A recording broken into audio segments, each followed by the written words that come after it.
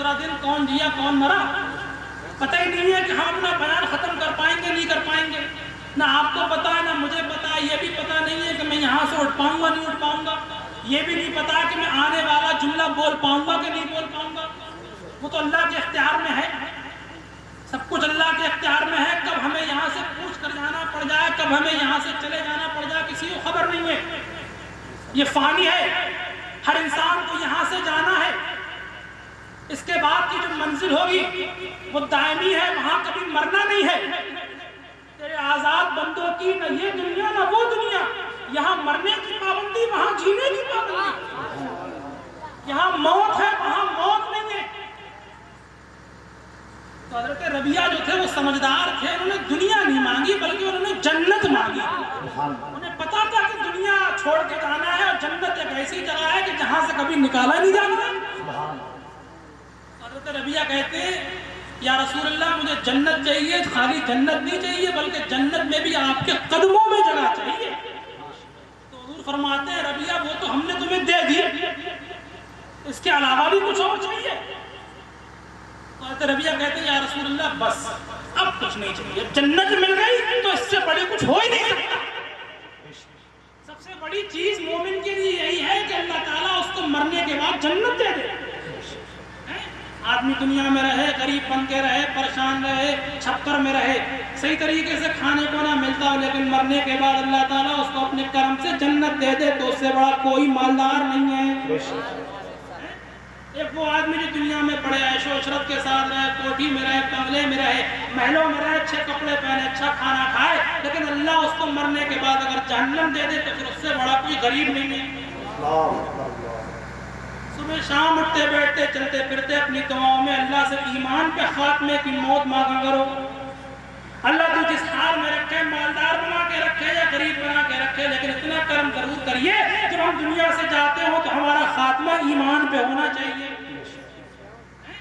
کیا ہونا چاہیے؟ خاتمہ ایمان پہ ہونا چاہیے. اور ایمان پہ خاتمہ کیسے ہوگا اس کی ایک بات بتاؤں آپ کو. کون کون چاہتا ہے کہ ہمارا خاتمہ ایمان پہ ہو؟ سب چاہتے ہو نا. ایمان پہ مرنے کے لیے انہوں نے فرمایا ہے الصلاۃ عماد الدین من اقامہا فقد اقام الدین ومن ترکہا فقد ہدم الدین. نماز جو ہے وہ دین کا ستون ہے, دین کا ستون ہے. من اقامہا, جس نے اس کو قائم رکھا, فقد اقام الدین, اس نے اپنے دین کو قائم رکھا. ومن ترکہا, اور جس نے اس کو چھوڑ دیا, ہدم الدین, اس نے اپنے دین کو برباد کر دیا. دین کو برباد کرنے کا مطلب یہ ہے کہ بے نمازی آدمی کا مرتے ٹائم ایمان چھین لیا جاتا ہے. اب ہمیں کیا کرنا ہے؟ ہمیں اپنے ایمان کو چھنوانا ہے کہ ایمان کی حفاظت کرنی ہے. بولو, حفاظت کرنی ہے نا. ہاں, جب دین کی اپنی حفاظت کرنی ہے, ایمان کی حفاظت کرنی ہے, تو ایمان کی حفاظت کرنے کے لیے کیا کرنا پڑے گا؟ پانچوں ٹائم کی نماز پڑھنی پڑے گی. اب یہ بتاؤ کہ آج کے بعد انشاءاللہ پانچوں ٹائم کی نماز کون کون پڑھے گا؟ ہاتھ تو اٹھائیے. آپ اٹھانے میں کیا جا رہا ہے؟ کوشش کرنا ہمارا کام ہے, اور اس کوشش کو کامیاب کرنا اللہ کا کام ہے. آپ تو کوشش کیجئے. جب آپ اپنے آپ کو بدلنا چاہیں گے تو اللہ آپ کی مدد فرمائے گا. تو حضور فرماتے ہیں ربیعہ ہم نے تمہیں جنت تو اور چاہیے. حضرت ربیعہ کہتے ہیں یا رسول اللہ بس اب کچھ اور نہیں چاہیے. شاعر کہتا ہے, شعر سنو. بھیک دے کر مجھے, بھیک دے کر, بھیک دے کر مجھے میرے سرکار نے, بھیک دے کر مجھے میرے سرکار نے, بھیک دے کر مجھے میرے سرکار نے, مسکرا کے کہا اور کیا چاہیے. سبحان اللہ. نعرہ تکبیر, نعرہ تکبیر, نعرہ رسالت, نعرہ رسالت مفتی عبد المجید صاحب قبلہ. سبحان اللہ. مسکرا کے کہا اور کیا چاہیے, اور ان کے دربار سے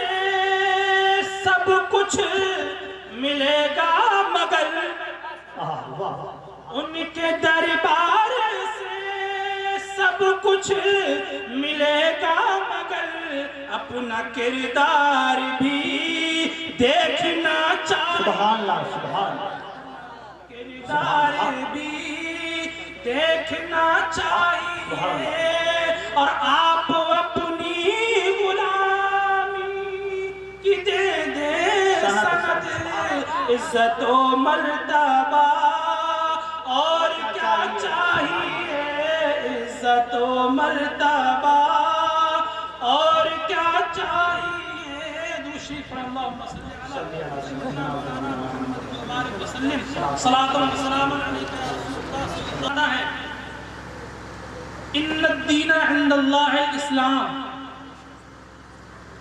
اللہ کے نزدیک سب سے اچھا، سب سے پیارا، سب سے بہترین اگر کوئی مذہب ہے تو وہ مذہب اسلام ہے۔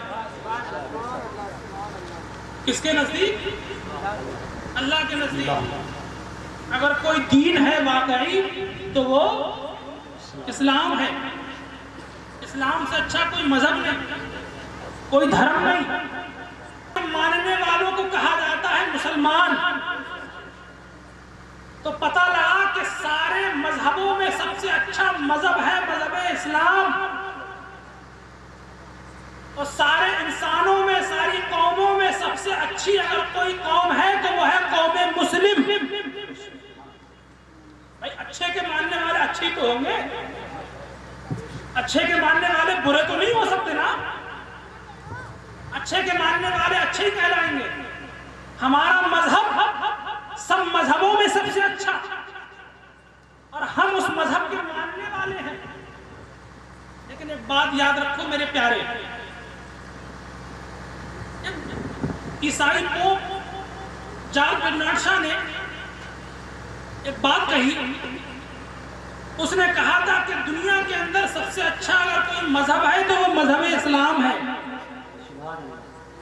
اور دنیا کے اندر اگر کوئی سب سے بری قوم ہے تو وہ قوم مسلم ہے۔ میں ایک مسلمان کی بات نہیں کر رہا ہوں، اس نے یہ کہا، ایک عیسائی ایک غیر مسلم کی بات کر رہا ہوں، اس نے کہا ہے کہ دنیا کے اندر سب سے اچھا اگر کوئی دھرم ہے تو وہ دین اسلام ہے، اور دنیا کے اندر اگر کوئی سب سے بری قوم ہے تو وہ قوم مسلم ہے۔ اس کا راز کیا ہے؟ ایسا کیسے ہو سکتا ہے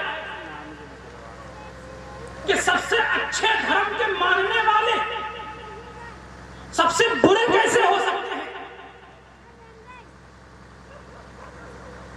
بات دراصل یہ ہے کہ ہمارا اپنے اسلام سے کنیکشن جو ہے وہ کمزور ہو چکا ہے، ہمارا اپنے دین سے تعلق جو ہے وہ کمزور ہو چکا ہے، ہمارے دین سے تعلق مضبوط نہیں ہے، ہمارے دین سے تعلق جناب والا پختہ نہیں ہے، بہت کمزور ہو چکا ہے۔